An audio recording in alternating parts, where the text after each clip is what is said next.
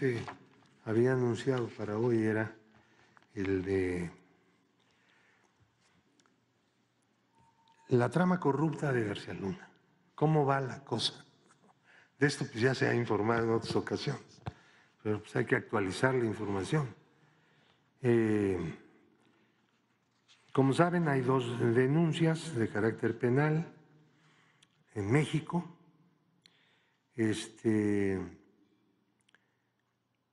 Y hay una judicialización. El Ministerio Público, a partir de esas denuncias, acudió con los jueces y se expidieron 61 órdenes de aprehensión.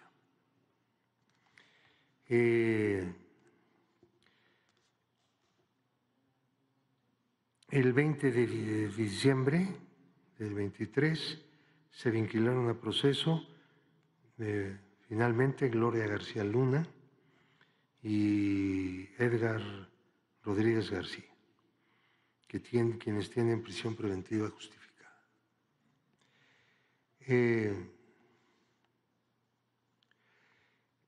Interpol detuvo a Jonathan Alexis Weinberg Pinto, que es uno de los que están en la trama corrupta, de nacionalidad mexicana, aunque tiene pasaporte de otros países, y creo que también nacionalidad estadounidense. Ya está solicitada la extradición por parte del gobierno mexicano. Esperamos que se produzca el juicio de extradición y se extradite desde España, porque esta es una de las personas más significativas desde el punto de vista de la operación de una empresa que se llama Numbaf, que está dentro de la trama y que está en este proceso, que es un proceso de 151 millones de dólares. De ese dinero pudimos identificar que lo cobraba a instancias oficiales y se enviaba al Occidental Bank en Barbados. Es un paraíso.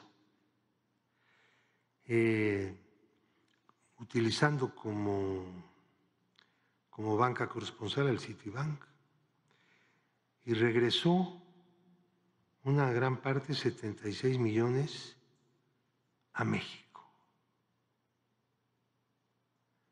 Esto sí es un hallazgo, porque cualquiera supondría que estaban haciéndole un fraude a ODAPRI, que es el organismo de prisiones, en varias obras y ventas y cosas,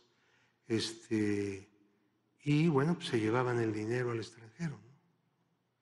Resulta que se lo llevaban para ocultarlo, pero gran parte de ese dinero lo devolvieron a través de 64 operaciones,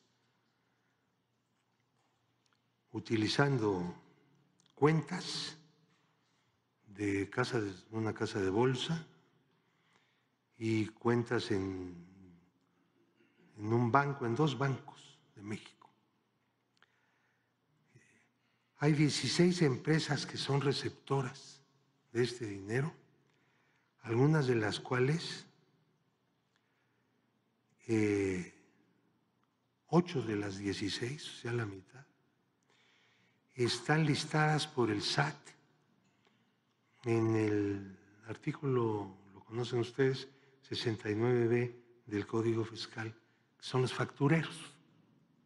Se dejan hacer facturas, ¿sí? O hacer contabilidades falsas. Esta era la manera como estaban trabajando. Eso es lo último que hemos descubierto en relación con esta trama corrupta de García Luna. Ahora, tenemos otro proceso, naturalmente, no solo el proceso penal mexicano, tenemos el proceso civil en Florida, en Estados Unidos, por los cuales estamos reclamando casi 700 millones de dólares, que no es cualquier cosa. Entonces, el proceso civil en este momento se encuentra en etapa de descubrimiento probatorio, se le llama, ¿no? Donde las partes recaudan y aportan evidencia para probar sus pretensiones o su defensa. El juicio debe abrirse, según la juez, en enero del año 25. Estos procesos civiles, pues ya sabes que son un poco lentos, ¿no? Pero este va abierto y sin problema hasta ahorita. México ha obtenido ya en el proceso, antes del juicio, 7 resoluciones favorables que declararon la culpabilidad por default, porque no quiso comparecer, de Genaro García Luna, que ya está declarado junto con su esposa Linda Cristina Pérez Gálvez y sus 5 empresas han sido declarados culpables. Tienen responsabilidad civil. En una de esas 5 empresas, desde una de esas 5 empresas, se recuperaron casi $2 millones que fueron entregados a la tesorería de la Federación y un bien inmueble que no se ha vendido por valor de $555,800 en avalúo. Hay una segunda recuperación lograda muy pequeña en un proceso de mediación de alguien que no estaba vinculado con el directamente demandado, pero permanentemente, pero sí tuvo un vínculo. Y le hicieron pagar $150,000 adicionales, que también están siendo entregados a la tesorería de la Federación. De las 19 propiedades aseguradas en este juicio, en Miami, 8 fueron liquidadas, es decir, se vendieron y en lugar de tener las propiedades se tiene el dinero que está a resguardo de un agente fiduciario del gobierno mexicano hasta que se debía acabar el juicio, por poquito más de $6 millones. Luego, 5 fueron objeto de la recuperación y 6 más siguen aseguradas. Ahora, este juicio tiene como propósito romper la maldición de que quien roba al pueblo jamás regresa nada. Sí, es una maldición histórica del sistema corrupto que hemos padecido durante tanto tiempo en nuestro país y que tiene un significado político inmenso, porque es terminar con una tradición de funcionamiento, uno de los elementos que articulaban los instrumentos del Estado corrupto. El gobierno de México, desde el momento en que asumió,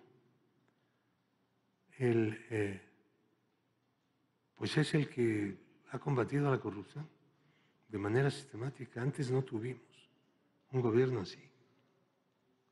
Esta es la primera vez. Por eso todo lo que se impide hacer son las cuentas de la corrupción. Es decir, el fraude, el peculado, el robo, ¿no?, que antes se hacía y ahora no se hace, no lo podemos cifrar en números. Es imposible. Pero toda esa masa de riqueza que drenaba a través de los instrumentos, canales del Estado corrupto formado durante décadas, ese dinero es parte de la corrupción anterior a este gobierno y es parte del gasto público. por primera vez. Entonces, los otros instrumentos, pues es la persecución de actos corruptos del pasado. Esa es otra manera de luchar contra el Estado corrupto. Entonces, sí, para que haya cultura anticorrupción y de honradez, tiene que haber un poder que encabece la lucha contra la corrupción.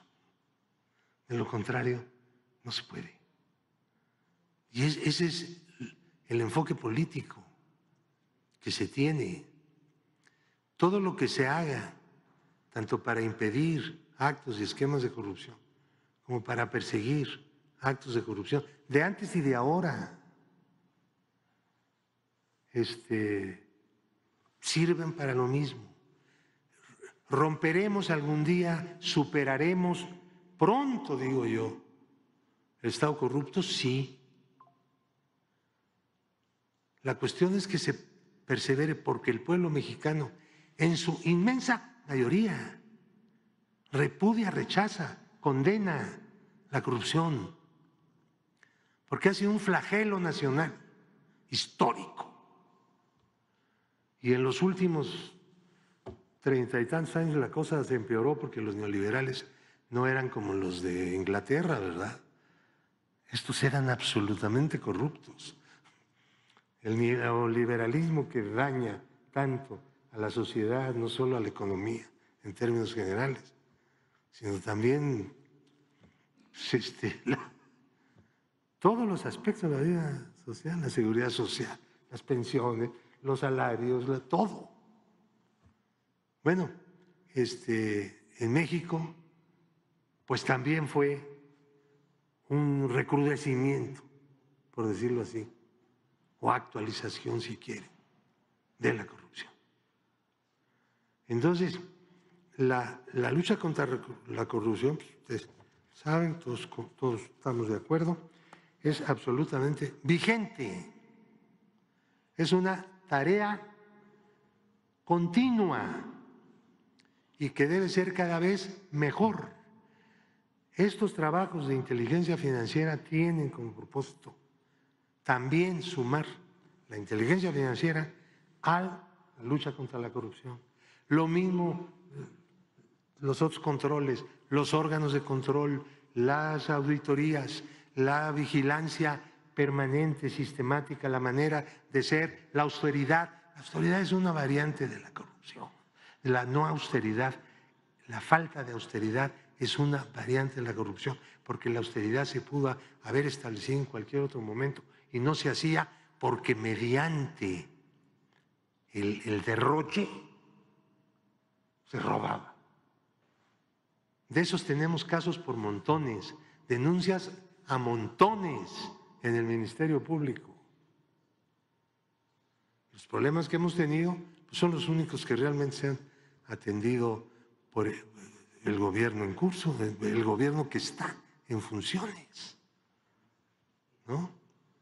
Bueno, presidente, gracias.